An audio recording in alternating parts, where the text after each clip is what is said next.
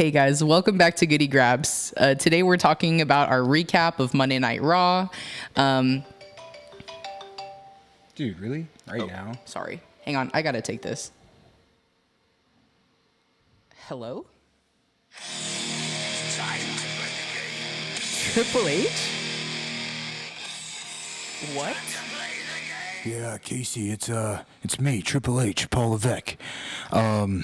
I wanted to congratulate you guys over at Goodie Graps on finally reaching 300 subscribers, as well as hitting 1,000 views on your Valentine's Day video. What? Thank you, Triple H. Yeah, you guys are the fastest rising stars in wrestling YouTube, and we wanted to extend a invite out to let you guys come sit backstage and show you a little bit of what we do here at the WWE. What? Yeah, we're having a first ever PLE that's going to be live from Antarctica. It's called Antarctica? Yeah, it's called Snow Slam. Snow Slam, that sounds awesome. Yeah, it's going to be a special start time of 3 a.m. Eastern.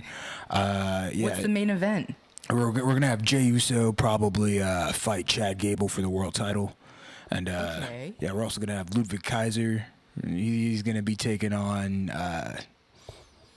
Shinsuke Nakamura probably. All right. Are there going to be any women's matches?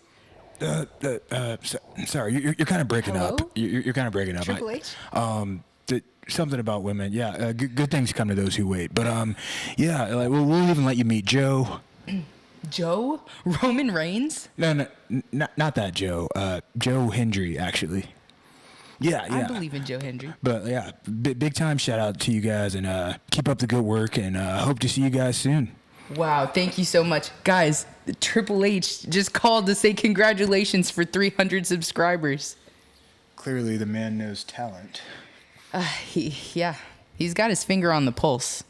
And we've got our finger on this Raw review. Kicking off the show was the Royal Rumble winner. Main event, Jey Uso doing his eat. Make his way through the crowd and then start eating. And then 20 the minutes crowd's of going eating. to request, hey, run the music back. And I personally let you know, like on Friday, after they did it for the second time, they can't do this shit every week. I'm going to get really fucking sick of it. I'm not tired of it yet. I'm sick of it. And luckily, thank the heavens, my ring general was tired of it too and came and put an end to all the funny shit. You think you're just going to take up the first 20 minutes of every show every week doing your little dance and vibing with the crowd? No, we got real world champ shit that we got to do. Real shit to take care of. We chopping your chest, we ripping off your shirt, and we are the main event of WrestleMania. Gunther attacked Jey Uso. He showed up in a hoodie.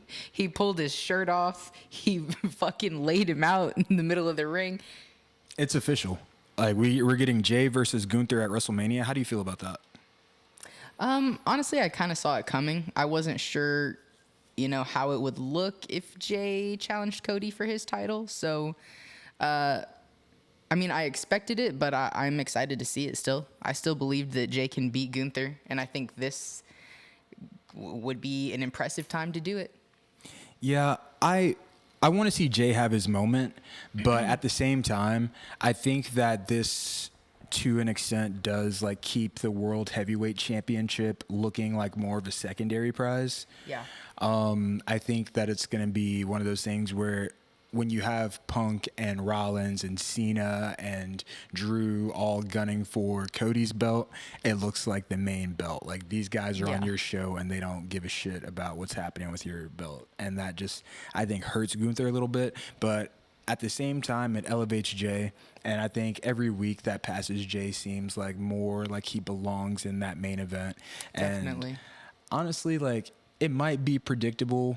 It might be like something that we all see coming, but it feels like they have to like have him win finally. He has to finally. Jey needs to get his flowers. If he doesn't beat Gunther at WrestleMania, I don't know how he recovers from that. Like he's the guy that always loses the big one. And like we were just talking about, you and Triple H were just talking about Joe Hendry when he was like at his hottest last year. They didn't pull the trigger on him a bunch of times, and he finally like just won the belt like a month or so ago.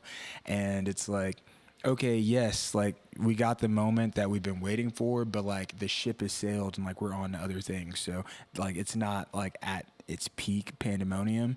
And I'd argue that Jey is probably, I mean, I don't know. With each week, his reactions are getting louder and louder, but he's failed so many times that it's like starting to, I think this is like the last chance. He has to win here. Yeah, I agree. Next, we saw Rhea backstage with Io and Dakota before Io and Dakota's match against Liv and Raquel. Yeah. And yeah, the dynamic there was just off. Yeah, it was kind of an anticlimactic moment, and I think that's why they revisited it later, like had another backstage moment with they essentially did it twice. The second time was a little bit better, but it was basically like, hey, you cost me this, so I'm coming for you now. And Rhea was like, I hope you do. yeah, I can't like, wait. looking forward to it or whatever. It was kind of boring. And they like also didn't really emphasize that this was Dakota's return. Like I know Dakota gets injured a lot and makes a lot of returns and stuff. But I feel like her being back from concussion, especially like so soon, she was just fighting Lyra for the Intercontinental Championship like not too long ago, and like they were trying to establish her as like a bit more of a single star and like give her a bit of a rub. I think that it hurts her to like not spotlight her a bit more when she comes back. Like it's a bigger deal. If you want her to be seen as like a bigger deal in your women's division, you have to treat her that way. And like the fans aren't gonna just like be able to do it themselves. Like you see online, she has all the support in the world. At a certain point, her presentation has to match that. But the match itself, Damage Control versus Liv and Raquel, was a banger. Yeah, it was. They cooked. Like I think I tweeted about it last night, but Io and Liv have such good chemistry from like them starting off the Rumble and then their qualifying match to like a big chunk of the offense in this match was those two together, and their chemistry is off the charts. And it makes me wish that when Liv was champ that we got like a more proper solo feud between her and Io. Yeah.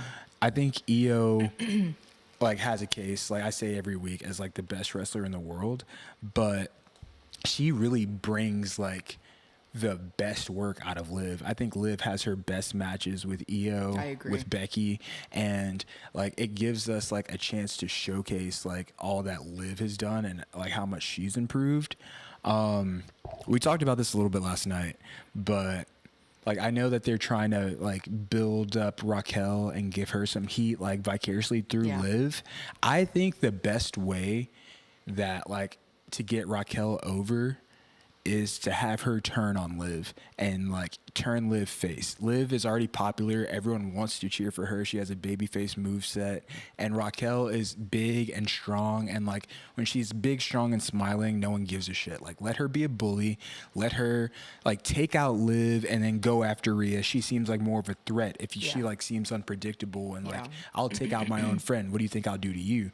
Like let her leave a trail of like bodies. Like let her take out Liv, let her take out Io, and like do it all on her own and just like give her that refocused like energy. Like you can still have Rhea beat her, but like building her up like gives Rhea another formidable threat and someone who can believably challenge her. Yeah.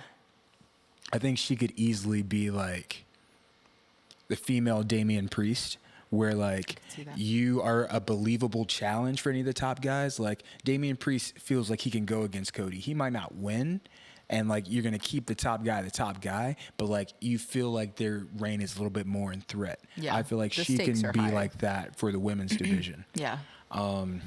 Definitely. But speaking of the women's division, keeping like the energy going, Bayley versus Lyra was another match that I really enjoyed.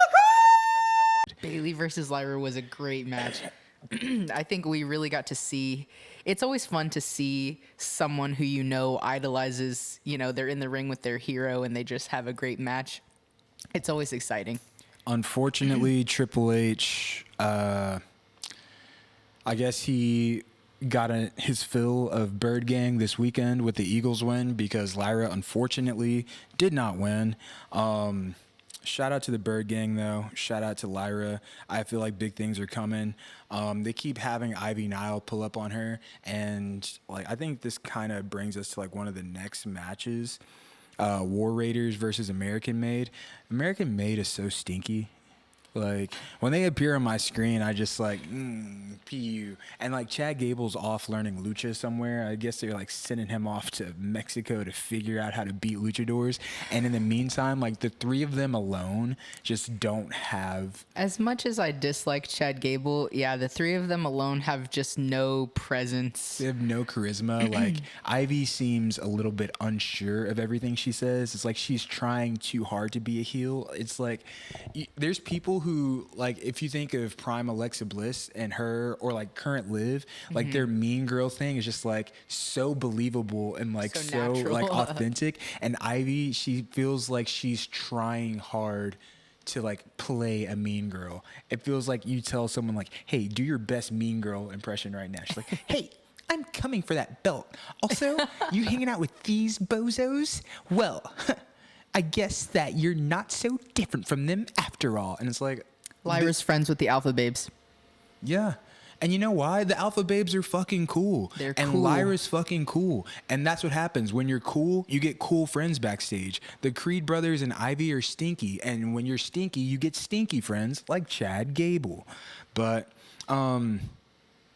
yeah, I guess their match ended in a disqualification or something. Yeah. I want to see War Raiders like fight New Day, and I'm hoping that New Day gets some heat established in the coming weeks and that they take those belts, because I think they're the best thing going in the Raw Tag Division. And I love War Raiders, but there's just not enough like heeled teams right now for them to have interesting matchups. Like the Creed brothers getting a title shot like out of nowhere with no heat. Even like the disqualification like ending, that doesn't make me think, oh, I want to see the War Raiders get their revenge and like come back and beat the shit out of them. Like, it makes me think, oh, great, disqualification, they're gonna fight again. Woohoo. But let's move on from that. AJ Styles is back. The phenomenal AJ Styles. And he looks good, and he's just like, I like that they were in Nashville. It feels weird, like having on WWE TV someone's history from another promotion be acknowledged. And AJ Styles was like the heart, soul, face of TNA from its inception, like all throughout, like until he left. And there's no TNA without AJ Styles. And with the new partnership between the two, I think that him being able to like have such a lasting impact in TNA and New Japan and in WWE and be as accomplished as he's been everywhere, I think that it like is not only a testament to the amazing career that he's had, but like I love being able to like acknowledge and pay for like the things that he's done in other places, and that we're not just pretending that his career started in 2016 because he's like transcended things forever. Judgment Day literally started against AJ Styles when he fought Edge at WrestleMania 38. Cope. So AJ being back and fighting Dom and fighting Judgment Day at this point,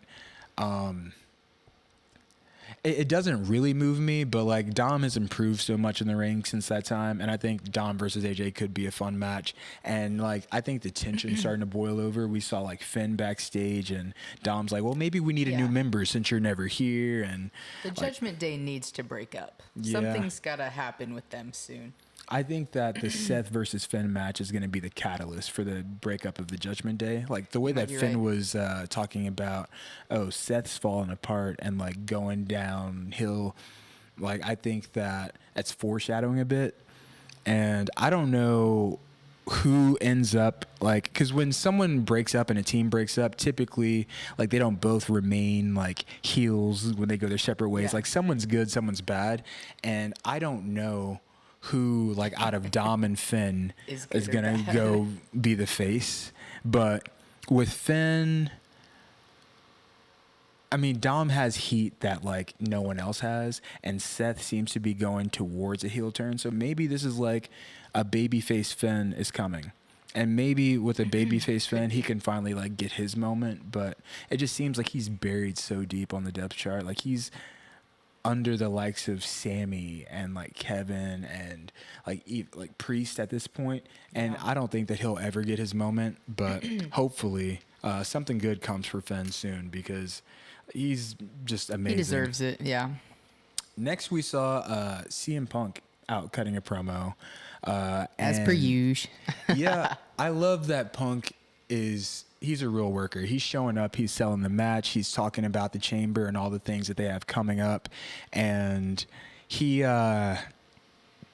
calling out John Cena. Like, he's like, hey, the rest of us qualified, and you just like are waltzing your ass in there, and I'm gonna beat your ass, and I'm gonna beat Drew's ass and all that stuff too. And I think that a really interesting way to go, and I've seen like some other people echo this, whoever wins the chamber, whether it be, I think Cena's going to win the chamber. I think Punk's favor is going to have Paul Heyman like make that a triple threat, and it's going to be Cena, Punk, and Cody in a triple threat. I like that because all three of them on the mic would be gold. Yeah. It's not something where you're having to like trust Cena, who like takes a lot of time off like filming, to like have to carry the bulk of like a main event match with Cody. You have like some way to work between them. Yeah. Punk gets the main event finally, and you can do like Roman versus Seth one-on-one, which I think is like better than like shoehorning Punk in there. Yeah. And it also like leads to the dynamic of Roman being like, okay, you can pull strings and get Punk in this match. Why couldn't you get me in this match? And then we got the Roman Punk thing for later in the summer. For the custody of the wise man. But Punk's interrupted by none other than Logan Paul. CM Punk commented, I didn't even know whose music this was while it was playing. Logan comes out and tries to cut a promo like, I don't get why y'all boo me, but cheer him. And it's like, well, you're a piece of shit in person. You bought your way into your position while other people grind. Like CM Punk is someone who we've seen like from the indies grind their way to the position that they're in and like earn it. And you are just like a grifter. Logan Paul is just never, as a wrestler, going to have my respect until he goes to NXT. He starts where everybody else starts and works his way up. He, like, from the get-go was buying matches with Roman Reigns. And he has a bunch more, like, he just steals people's moves. I don't think, like, wrestlers are really protective of their moves, and, like, especially if it's something that they do that's, like, their signature thing. Yeah. Like, the least that you can do is common courtesy, get in touch with them, give them a call and be like, hey, do you mind if I use this? So like, if I'm just using it in transition, it doesn't devalue it as your finisher, you know? Yeah. And it seems like he just sees like someone do stuff. Like, I guess he's a student. He like watches tape and figures out like how to perform these moves that other people are doing. But like, you see these people in return, like go and tweet like, bro, like Hangman Page is like, bro, they give half of my moveset. Like, next time y'all want to give someone half my moveset, like, can it at least not be a shitty person? I hope the next person they give it to is at least cool. Yeah, it's frustrating to watch. And it was frustrating to watch him beat Rey Mysterio. Rey, again, like, Rey can go out and have a great match with anyone. And Logan, like, even, I want to touch on the promo a bit more. Like, he's starting to get, like, drowned out by boos and the way that Dom is. And I don't know if like the WWE is intentionally being obtuse about this, but it's not heel heat. It's like, we don't want to see you on our TV heat. It's Hulk Hogan heat. Like, Dom is being booed as a character because he is a heel and like that is the intended reaction. But Logan is like, we don't want to see him. Like, why is he fighting Rey Mysterio for a spot in the chamber? What has he done to earn a spot in the chamber? Why did he get to eliminate CM Punk? Like, months ago, we saw Ethan Page, a 19-year veteran who's like cut his teeth on the indies, cut his teeth in TNA and AEW, and he's still in NXT. We saw the seeds be planted for like something between him and CM Punk. Like, the Rumble could have been a spot for him to get called up and have that moment of eliminating Punk and like set the stage for something that they're going to do down the line. Yeah. Why does Logan Paul, of all people, get that spot? And you can say, oh, well, like, look at the numbers. Like, people tune into him. Like, I feel like at the beginning, yes, it's lost its luster. He's not the same novelty that he was. People like, if are Bad only Bunny, going to hate watch for so long. If Bad Bunny was making an appearance, since it is sporadic and in special appearances, it's like, oh, shit, like, this is something that we don't typically see. Logan's oversaturated himself to the point where it's like we don't have the same reaction that we have to seeing Speed get speared. Like, yes, I respect that you're training and trying to dedicate yourself to the craft, but you're still cosplaying as a wrestler. You're not like a real deal wrestler, and I don't think you ever will be.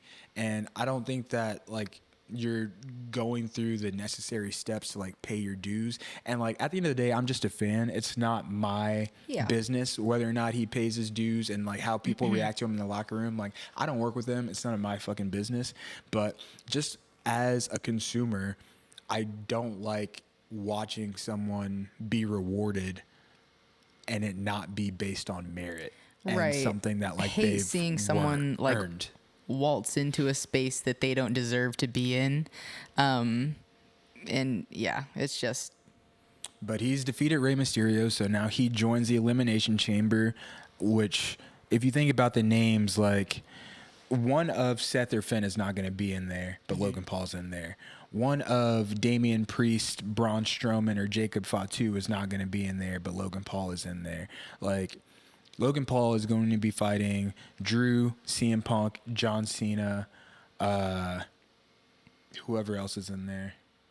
I guess like there's a couple more spots to be filled. Like, he's fighting these guys who clearly something's going to happen in the chamber that's going to set the stage for what his Mania match will be. And that's a prominent match against a main eventer, like in a one-on-one solo slot. Right. And that's like an opportunity that's not going to someone who's busting their ass week in, week out. Like, there's a chance we don't get a Carmelo Hayes solo match at WrestleMania or Andrade solo match at WrestleMania. We haven't seen Braun Breaker wrestle on TV in like months. He just shows up backstage and mean mugs someone and just like, in a cowboy hat. Like, where the fuck did the cowboy hat come from? I guess they're in Nashville. But like, Lyra is the Intercontinental Champion. She got to fight Bayley, have a competitive match. Like, Bayley goes over, but Lyra comes out looking really good. Braun is the Intercontinental Champion. Why does he not have a qualifying match for the Chamber? It could have been like Braun versus AJ for a Chamber spot, and like you could still have AJ go over, but like Braun ends up costing him his spot in the Chamber. Then there's like that like match at Mania for the Intercontinental title or something. I would love to see AJ versus Braun Breaker. That would be fire. But like, we're giving spots to Logan Paul and he fucking sucks. After the match, New Day attacks Rey Mysterio. I think it's a good way of getting them some heat. I don't understand like why they keep doing this thing where they end the show at 9:30 when they can go as long as they want, and then they have like these post show angles that are being seen like on YouTube and Twitter. And it's like, just show us what you want to show us. Just put it on the screen. Yeah, like, you have all the time you want. Netflix. Like, you can go for as long as you want. It's not even Smackdown where like they're running out of like broadcast time. You could literally keep going. But and we're getting Rhea versus Io on the Raw after the Chamber. Why is it just not on the pay-per-view? Yeah, I was confused about that too. Unless they're trying to set up like, what if Io wins and beats Rhea, and then it's a triple threat between Io, Rhea, and whoever wins the Chamber, which I'm guessing it's going to be Bianca. It feels like they're trying to do a Io, Bianca, Rhea triple threat, which if they're all baby faces, well, I don't know. But someone's going to have their moment. Like, this seemed like the easiest WrestleMania builds. Like, it was a layup. There were so many matches that you've set up for the last year, and now it seems like you're scrambling. Like, there was a report that came out that, like, the online dissatisfaction with Drew McIntyre's role has them, like, reconsidering some things. Like, I've seen that they're potentially thinking of having Randy be the host of WrestleMania instead of having a match. Like, why the fuck does Logan Paul get a WrestleMania match and Randy Orton has to host? You know? Yeah. Like, that kind of shit pisses me off. But either way, cool episode. I guess we'll have to like see how things pan out on SmackDown later this week, and we might even have to tune into NXT and see like how some of these moving parts play out with like Bayley and Roxanne and that rivalry that's building. But thanks again, guys, for like all the support. Like, we recently surpassed 300 subscribers. We had our first video with 1,000 views, and for like, I know right now that seems really small, but we started this like only a few weeks ago, and it's like tangible progress that like lets us know that this isn't all in vain, and we really appreciate it because we do work hard on these, and a lot goes into them, and we're having so much fun doing it. It just feels really good that like we're able to share like this part of ourselves and one of our hobbies with you guys, and that so many people are receptive to it. So again, just wanted to extend some thanks. Be sure to like, subscribe, follow us at the links provided below. Leave us some comments if there's anything you want to see. If there's any kind of like brackets or tier lists that you want us to do in the future. Quizzes, let us know. All the good stuff. And yeah, Casey, is there anything you want to leave us with? We believe in Joe Hendry. Bird Gang. Yeet.